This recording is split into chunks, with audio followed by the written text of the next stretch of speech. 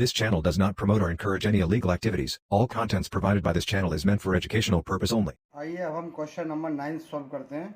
Question number 9 है maximise z equals to minus का x plus का 2y subject to constants x is greater than equals to 3 comma x plus y is greater than equals to 5 x plus का 2y is greater than equals to 6 और दूसरी condition यहाँ दे रखी है x comma y is greater than equals to 0।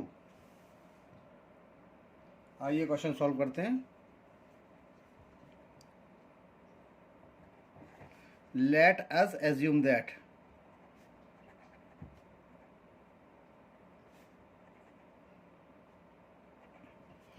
देखिए इसमें पहले जो इक्वेशन है x इज ग्रेटर देन 3, तो अभी इसकी कोई ज़रूरत नहीं है। ये दो इक्वेशन दे रही है, देखिए दे रखी है हमारी x प्लस का y is greater than equals to 5 और x प्लस का 2y is greater than equals to 6। इसको हम यूज़ करते हैं टेबल बनाने में। तो x प्लस का y इक्वल्स टू 5,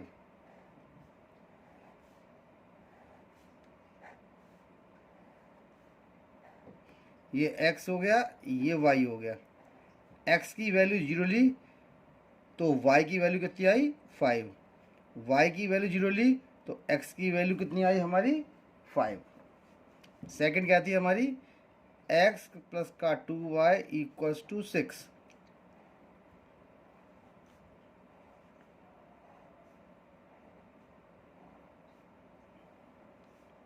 x और y, x की वैल्यू हमने 0 ली तो 2y इक्वल्स टू 6, तो y की वैल्यू कितनी आई मेरी 3 आ गई।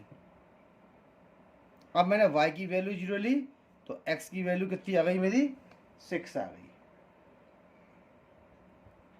अब यहाँ देखते हैं, इसको बनाते हैं पहले ग्राफ। देखिए x की मैक्सिमम वैल्यू 6 और y की मैक्सिमम वैल्यू कितनी है 3, तो ज़्यादा बड़ा ग्राफ नहीं बनेगा ये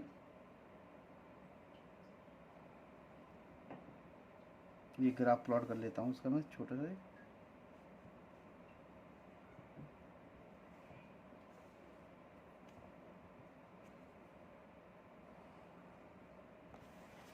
देखिए 0 1 2 3 4 5 6 7,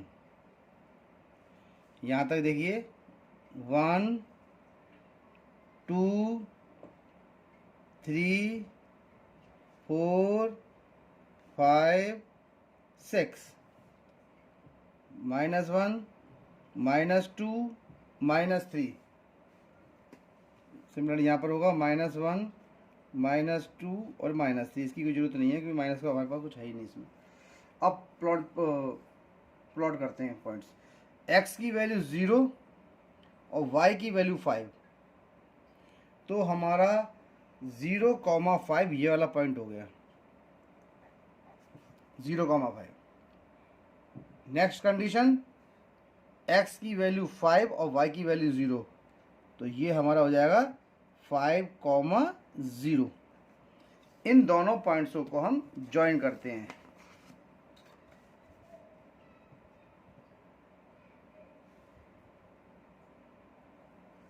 ये ज्वाइन हो गया।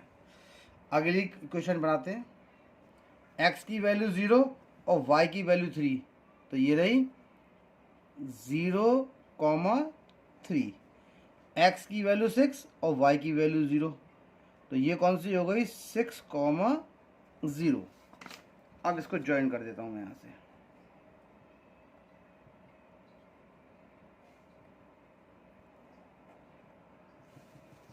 ये ज्वाइन हो गई आपकी दोनों पॉइंट्स यहाँ पर हमारे ज्वाइन हो गए। अब यहाँ पर देखिए ये अगला पॉइंट है। इसका अगला पॉइंट क्या कह रहा है x is greater than equals to 3, x is greater than equals to 3। अब देखिए x is greater than equals to 3, तो मैं 3 से एक लाइन इस प्रकार से पास कर देता हूँ। देखिए ये गई एक लाइन। अब ये जो लाइन होगी ये देखिए यहाँ तक आ गया, तो अब यहाँ देखिए सबसे पहला 0 5 और 5 0 किसका था, x प्लस का y इक्वल्स टू 5 का था मेरा। तो लाइन कौन सी थी मेरी, 0 5 और ये वाली लाइन, ये x प्लस का y इक्वल्स टू 5। दूसरा कितना था, x प्लस का 2y इक्वल्स टू 6। तो x प्लस के 2y का पॉइंट ये थे, 0,3 कहाँ पर है, ये रहा, और 6,0। अभी कैमरा बंद हो गया था, मैं दोबारा स्टार्ट किया है। तो देखिए ये तो x प्लस का y इक्वल्स टू 5 है, और दूसरा 5,0 और 6,0, ये सारे पॉइंट्स आ गए। अब ये देखिए यहाँ पर जो पॉइंट है हमारा 0,3 और ये पॉइंट थी मेरा, ये लाइन कौन सी थी, x प्लस का 2y इक्वल्स टू 6, और ये कौन सा पॉइंट आया, x is greater than equals to 3। 0 points आ गए। अब चेक करते हैं कि यहाँ पर इसमें से जो पॉइंट्स आपके आ रहे हैं, वो पॉइंट्स जो बनेंगे वो ऑरिजिन की तरफ शिफ्ट होंगे। उन पॉइंटों से मालूम पड़ता है कि ये ग्राफ जो है ऑरिजिन की तरफ शिफ्ट करा जाएगा या बाहर की तरफ किया जाएगा। फॉल्स स्टेटमेंट आई तो बाहर, ट्रू आई तो अंदर, यानी ए ऑरिजिन की तरफ। सबसे पहली जो मेरी इक्वेशन है वो कौन सी है, पहली इक्वेशन इसके अंदर, मैं क्या नाम है, हमारी पहली इक्वेशन थी, चेक करता हूँ मैं इसके अंदर। पहले देखिए x put x equals to 0 और y equals to 0, x plus का y is greater than equals to 5। देखिए इसकी वैल्यू जब हम 0 लेंगे तो 0 is greater than equals to 5। ऐसा हो सकता नहीं है, 5 बड़ा होता है, लेकिन यहाँ पर 0 बड़ा दिखा रहे हैं, इसका मतलब ये कैसा हो गया, फॉल्स हो गया। और ये जो देखिए ये लाइन है हमारी, ये जो लाइन आ रही है, ये इसका जो बाहर वाला पोर्शन होगा शेडेड, वो कहाँ पर होगा, इधर, ये इस ये बाहर की तरफ, ये रहा, ये पूरा पोर्शन इसका शेडेड होगा बाहर की तरफ। ठीक है, अब दूसरा चेक करते हैं। इसमें दूसरी कंडीशन थी हमारी कौन सी, x प्लस का 2y is greater than equals to 6। 5 वाली आ गई, अब 6 वाली इक्वेशन को हम चेक कर लेते हैं। तो ये कितना था, 0 प्लस का 0, ये देखिए ये भी स्टेटमेंट मेरी कैसी आ गई, फॉल्स आ गई, क्योंकि 0 कभी भी 6 से बड़ा नहीं होता है। तो देखिए सेकंड नंबर कौन सा था, x प्लस का 2y, ये रही x प्लस का 2y, ये तो चल रही है x प्लस का 2y। ये भी इसका जो शेडेड वाला पोर्शन होगा, 5 वाला ये था, और 6 वाला कौन सा होगा, ये। अब इन दोनों का जो कॉमन पोर्शन होगा वो ये वाला है। लेकिन अभी आप एक चीज़ में और देखिए कि x is greater than equals to 3 है। तो ये क्या है मेरा graph, x is greater than equals to 3। अब देखिए ये ग्राफ इधर से स्ट्रेट जा रहा है, 3 अप्लाई कर रहा है। तो अब एक चीज़ में देखिए कि इसमें कौन सा पोर्शन शेडेड होगा। ये देखिए ये पहले वाले पॉइंट के लिए ये बाहर वाला पूरा पोर्शन शेडेड था, ठीक है। सेकंड वाले पॉइंट के लिए ये कॉमन पोर्शन शेडेड था, जहाँ पर दोनों लाइन कट कर रही हैं, ये वाला। अब ये तीसरी लाइन आ गई। अब ये तीनों का पोर्शन कौन सा होगा, देखिए यहाँ से लेके यहाँ तक का ये कॉमन कैसा है, ये पोर्शन कैसा है, कॉमन। यानी कि ये पूरा पोर्शन, ये और ये शेड होना है, ये सारा शेडेड पोर्शन होगा इसका, ठीक है। क्योंकि एक बार फिर बता देता हूँ मैं आपको कि ये इस पहले वाली लाइन के लिए था, तो x प्लस का y कौन सी थी लाइन, ये रही, इसका पोर्शन बाहर का था, क्योंकि ये स्टेटमेंट फॉल्स है पूरी, ठीक है ना। और दूसरा जो था वो थी हमारी ये भी फॉल्स है। तो x प्लस का 2y वाली लाइन कौन सी है, ये। तो इसका पोर्शन कौन सा होगा, ये बाहर वाला होगा, ये पूरा वाला। अब तीसरी लाइन जो बन के आई वो ये आई। अब तीनों का कॉमन पोर्शन कौन सा हो गया, देखिए ये वाला हो गया पूरा। तो ये वाली लाइन इसमें शेडेड होगी, ठीक है। अब ये स्टेटमेंट फॉल्स है कि x इज लेस देन, देखिए x is less than equals to 0। तो अगर x की जगह हम 0 लगाते हैं तो ये क्या इससे बड़ा छोटा होगा, x क्या 0 3 से बड़ा होगा, नहीं होगा। 0 कभी भी 3 से बड़ा नहीं होगा, इसका मतलब ये स्टेटमेंट भी मेरी कैसी हो गई, फॉल्स हो गई। इसीलिए जो ग्राफ जो हमने बनाया है ये बाहर बनाया है, शेडेड बाहर वाला पोर्शन आया है। अगर ट्रू होती तो अंदर आता और ओरिजिन की तरफ, इस तरफ। तो ये इसका शेडेड पोर्शन हो गया। अब इसके बाद पॉइंट्स देखते हैं इसके अंदर कौन कौन से पॉइंट्स हैं।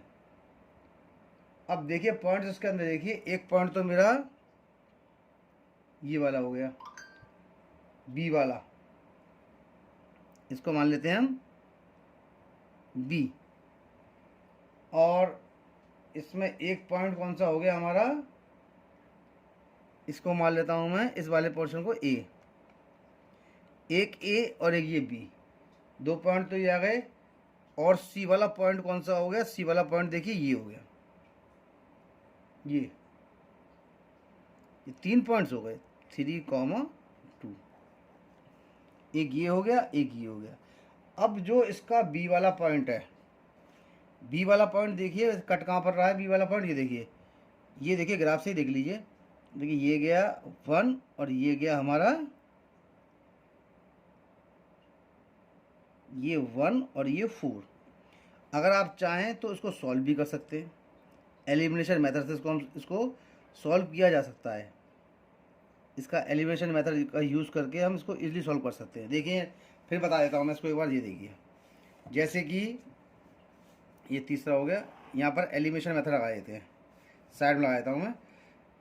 x + y = 5, x + 2y = 6, minus करिए, ये कट गया, माइनस का y = माइनस का 1, यानी y की वैल्यू कितनी आ गई, 1 आ गई। पहली क्वेश्चन में लगाइए, x + का 1 = 5, x = 5 माइनस का 1, यानी x = 4। तो इसका जो पॉइंट आया बी वाले का, ये कौन सा आया मेरा, 4,1। इसमें 4,1 आ गया। अब इन तीनों पॉइंट्स पर हम इसको लाइन को चेक करते हैं। तो मैं इसको कॉपी कर लेता हूँ थोड़ा सा, अब इसको चेक करते हैं। देखिए तो इक्वेशन क्या थी हमारी, z = माइनस का x प्लस का 2y, z = माइनस का x प्लस का 2y। ठीक है, अब यहाँ देखते हैं इसको, माइनस का x प्लस का 2y है। तो पॉइंट्स हमारे पास कौन कौन से थे, पहला लेता हूँ मैं एट, इसको सी मानते हैं, एट a 6,0, 6,0 लगाए थे, माइनस का 6 + 2 × 0, तो z की वैल्यू कितनी आ गई, माइनस का 6 आ गई। सेकंड एट b 4,1, तो ये हो जाएगा माइनस का 4 + 2 × 1, माइनस का 4 प्लस का 2 होता है माइनस का 2, तो z की वैल्यू कितनी हो गई मेरी, माइनस का 2। तीसरा पॉइंट एट सी पॉइंट मेरा कौन सा, ये रहा 3,2, 3,2 लगा देता हूँ मैं इसके अंदर। ये देखिए z = माइनस का 3 प्लस का 2 × 2, z = माइनस 3 प्लस का 4, तो z की वैल्यू कितनी आ गई, 1 आ गई। क्वेश्चन में कह रहा है मैक्सिमाइज, क्या कह रहा है। अब देखिए मैक्सिमाइज जो होता है वो तो सही है कि मैक्सिमम होता है, मैक्सिमम वैल्यू यहाँ पर देखिए एक बाउंड्री रीजन दे रखी है पूरी। और हमेशा ध्यान रखा, जितना भी देखिए फिजिबल रीजन हमारी होती है, फिजिबल रीजन अगर आपकी अनबाउंडेड होती है, ये फिजिबल, ये आपकी बाउंडेड रीजन हो गई और ये फिजिबल रीजन हो गई, यानी इस बाउंडेड रीजन से बाहर वाली रीजन, ठीक है ना। तो z की वैल्यू 1 और z की वैल्यू 1 हो भी सकती है और नहीं भी सकती है, यानी z की वैल्यू 1 मैक्सिमम हो सकती है और नहीं भी हो सकती है, कहने का मतलब ये है, ठीक है ना। क्योंकि यहाँ पर कंडीशन क्या है कि यहाँ पर आपकी देखिए, फिर बता दे रहा हूँ मैं आपको, ये देखिए बाउंडेड रीजन हो गई पूरी और ये फिजिबल रीजन हो गई, यानी उसके बाउंडेड वाली, यानी ये जो हमारी फिजिबल रीजन है जहाँ से पॉइंट्स लिए गए ये अनबाउंडेड है, ठीक है ना। तो उस कंडीशन में क्या आता है कि z की वैल्यू 1 हो भी सकती है और नहीं भी हो सकती है, यानी z की वैल्यू 1 मैक्सिमम हो भी सकती है और नहीं भी हो सकती है, ठीक है ना। अब यहाँ पर देखिए क्या है, इसका आंसर क्या लिखेंगे, z has no maximum value when area is bounded. देखिए z has no maximum value when area is bounded.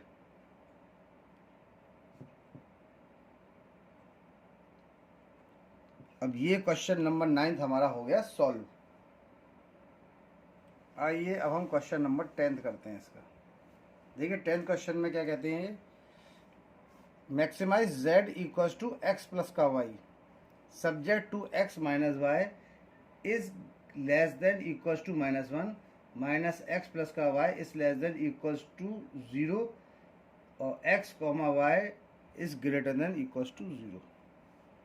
ये दोनों तीनों कंडीशन देखिए, यहाँ देखिए। अब इस वाली कंडीशन में देखते हैं। सबसे पहले वही लेट अस एज्यूम दैट,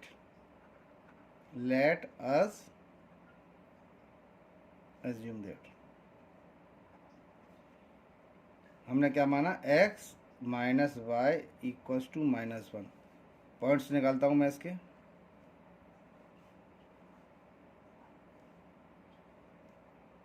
ये हो गई x और ये हो गई y। जब x की वैल्यू 0 है तो -1 माइनस वाई और -1 यानी y की वैल्यू 1 आएगी। जब y की वैल्यू 0 है तो x की वैल्यू क्या आएगी, -1 आएगी। अगला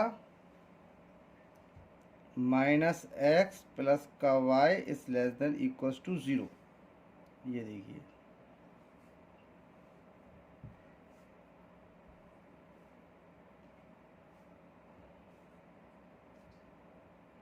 इसको हम ऐसे लिखते हैं, माइनस का x प्लस का y इक्वल्स टू 0। जब x की वैल्यू 0 ली तो y की वैल्यू 0 आई। जब y की वैल्यू 0 लेंगे तो x की वैल्यू 0 आएगी। तो इसको हम क्या करते हैं, इसको ऐसे के लिख लेते हैं। ये कंडीशन आ रही है तो इसको ऐसे भी लिखा जा सकता है कि y इक्वल्स टू x। जब आप x की वैल्यू 1 लेंगे तो y की वैल्यू 1 भी आएगी, और इस कंडीशन में 0 आ रही थी। जब आप x की वैल्यू 2 लेंगे तो y की वैल्यू भी क्या आएगी, 2 आएगी। अब आइए हम इसका ग्राफ प्लॉट कर लेते हैं। छोटा सा ग्राफ बना लेते हैं इसका हम एक। ये देखिए 2 पॉइंट सके तो मैं छोटा सा एक ग्राफ यहाँ बना लेता हूँ, क्योंकि 2 पॉइंट्स तक ही तो जा रहा है ये बस। तो ये देखिए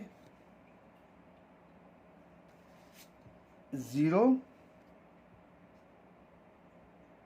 1 2 3 1 2 3 -1 माइनस का 2 माइनस का 3 माइनस का 1 माइनस का 2 और माइनस का 3। इसकी जरूरत नहीं है वैसे। x की वैल्यू 0 और y की वैल्यू 1, तो 0 और 1। देखिए 0 कहाँ पर है, ये रहा, और 1 कहाँ पर है, y पर, ये रहा। 0, 1 -1, और देखिए -1 भी आ रही है, -1 और 0। तो x की वैल्यू -1 कहाँ पर है, ये रही, और 0 कहाँ पर है, ये रही। तो ये हो जाएगी -1, 0, इस पर लाई कर गई। अब इसको ज्वाइन कर देता हूँ मैं ऐसे पॉइंट्स को। ये देखिए ये मैंने ज्वाइन कर दिया इस पॉइंट को। और ये कौन सी लाइन मेरे निकल के आई है, ये कौन सी लाइन की क्वेश्चन है, यहाँ लिखता हूँ, -x minus y equals to -1। इसकी अब सेकेंड पॉइंट 0, 0 कहाँ पर होगा, यहाँ पर होगा 0, 0। अगला 1, 1, ये रहा 1 और ये रहा 1, ये 1 और ये 1। x का 1 y 1 का ये कौन सा हो जाएगा हमारा, 1,1 इसको ज्वाइन कर देते हैं, बाद में ज्वाइन करते हैं। चलो दूसरा कौन सा है 2,2, 2 ये रहा, इसका देखिए 1,1 लगभग कहाँ पर होगा, ये पॉइंट इधर होगा, और 2,2 पॉइंट कहाँ पर होगा, ये रहा, ये x का 2 और y का 2। तो इसको भी मैं एक बार ज्वाइन कर देता हूँ, और ओरिजिन से पास होना ये पूरी पॉइंट्स है ना। तो ये रहा इसका ओरिजिन और ये रहे इसके पॉइंट्स, यानी यहाँ मान लेते हैं इसको। तो ये गया,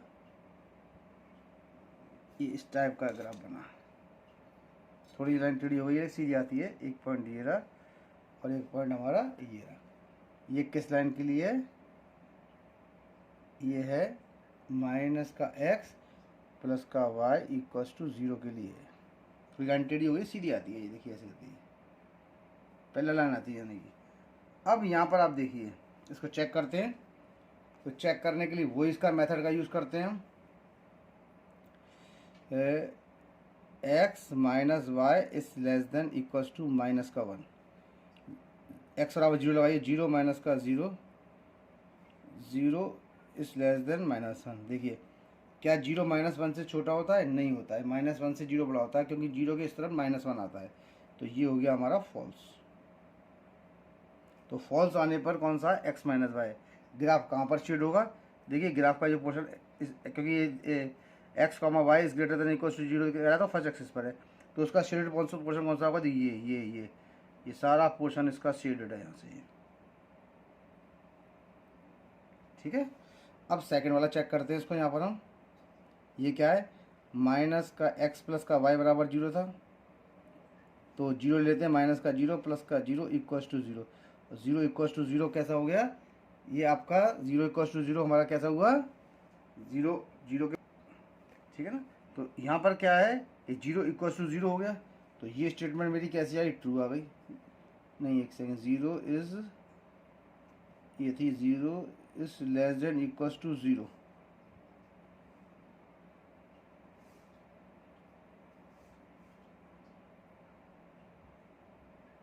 zero is equals to less than 0 हो गया ना।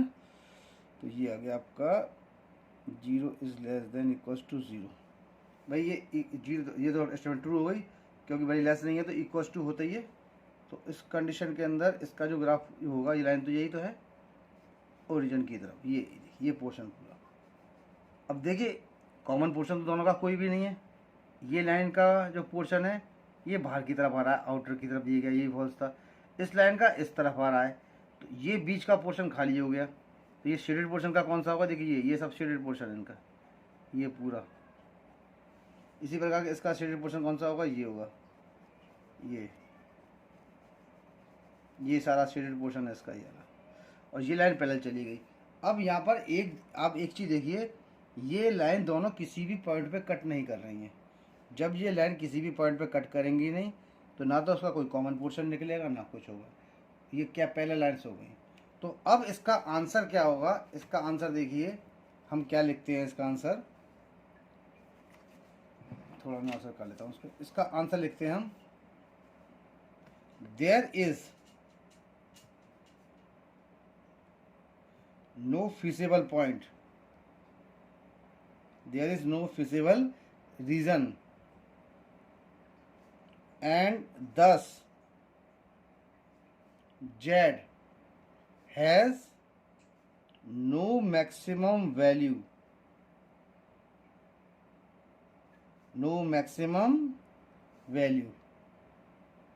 देखिए यहाँ पर कोई भी पॉइंट इसका कॉमन में निकलेगा नहीं, क्योंकि जब तक हमारी लाइन आपस में कट नहीं करेंगी तो कोई भी पॉइंट्स इसमें कॉमन हमारे को नहीं मिलेगा। जब पॉइंट्स कोई भी कॉमन नहीं मिलेगा तो उस कंडीशन के अंदर, जब इसका कोई भी पॉइंट कॉमन नहीं है, तो हम क्या कहते हैं, there is no feasible region and thus Z has no common point, just Z has no maximum value. क्योंकि मैं इसमें कहा था मैक्सिमाइज, भाई जब इसका कोई कॉमन पोर्शन है ही नहीं, कोई कहीं पर ये लाइन कट नहीं कर रही, पहला लाइन है, तो इसका कोई भी सॉल्यूशन नहीं होगा, यानी इसकी कोई भी मैक्सिमम वैल्यू नहीं होगी। अब ये क्वेश्चन नंबर 10 हमारा यहाँ पर हो गया सॉल्व, और ये एक्सरसाइज भी यहाँ पर हो गई सॉल्व। अब कल हम इसकी नेक्स्ट एक्सरसाइज करेंगे।